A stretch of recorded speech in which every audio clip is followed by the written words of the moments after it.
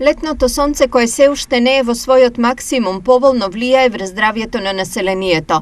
Бројот на пациенти во ординациите се намалува исто како и здравствените тегоби на луѓето. Луѓето кои што страдат од повишен крвен притисок, имаме подобро нормализирање, паѓање на крвниот притисок бидејќи посончево. Под топло времето па имаме периферна вазодилатација, долгите денови, сончевите денови подобруваат и на психичките болни, посебно на депресивните, бидејќи имаат сончеви и светли денови. Сепак не е се така сјајно. Имаме влошување на некои болести како што се алергиите, главно од поленските предизвикувачи.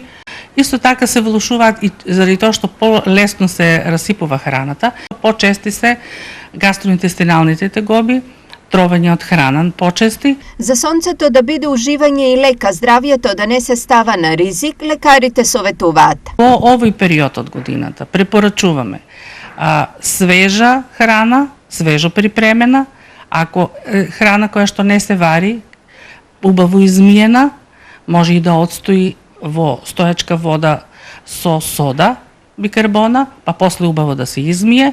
Ако е храна која што може да се лупи, да се излупат кората. Од друга страна, алергиите ги лекуваме, ги препорачуваме да немаат експозиција на алергенот, но ако тоа не може да се избегне, мора да се лекува.